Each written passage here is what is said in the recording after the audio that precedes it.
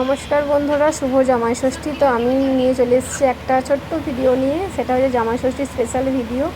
তো আমাদের মেয়ে জামাই এসেছে।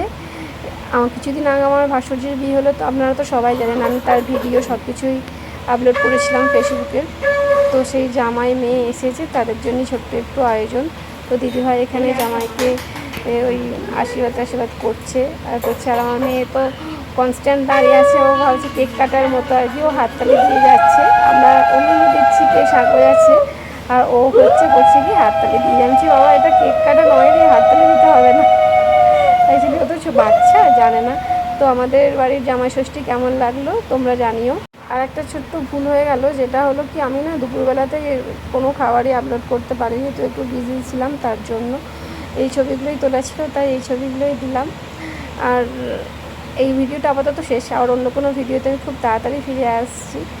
ঠিক আছে, ওকে, টাটা টাটা।